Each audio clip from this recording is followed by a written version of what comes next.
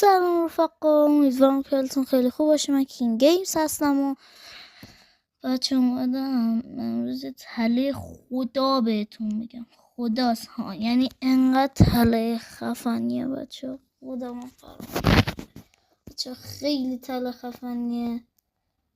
دیگه و بدون تلی بریم سراغ ویدیو. لیتس گو، برو بریم.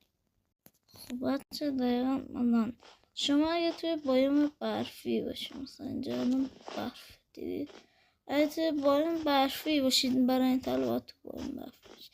اگه مثلا دوستتون هر کس حالا داشتید مثلا پی وی پی بازی میکردید، حالا چیز بچه باید فول آیرون که نه، مثلا حداقل چکمتون چیز داشته، چکمه و زره داشته باشید آیرونی. بچه شما حالا من اینا رو آوردم اینجا چیزا. بچه شما یه دونه چکمه یه رسم چی بود چرمی میارید، خب، و رنگ سفید با آب دیده قاطی میکنید، رنگ سفید میشه، بعد چکمه رو میزنید. بکنید من اینو بپوشم فرق زیادی نداره با این. بکنید الان اسکینمون بالا معلوم نیست.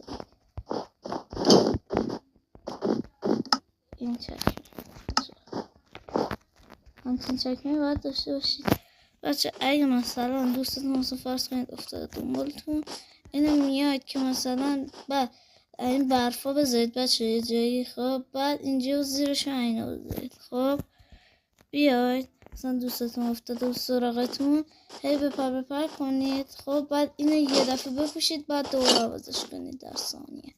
بعد اونم که نمیدونه برفه، خب چون با این برفه نمیخوام، بعد شما بیاید زیرش خالی کنید، از این هم بذارید زیرش، چون دمیج خیلی بیشتر میکنه.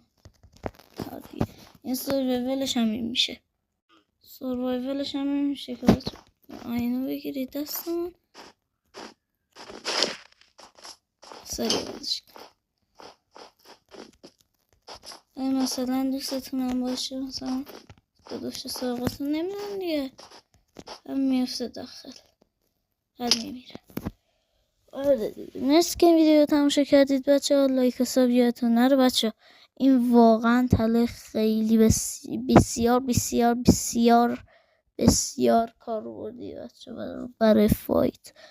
خیلی تله خوبیه. لایک و ساب یادتون نره. تا ویدیو بعدی، فعلا بای بای.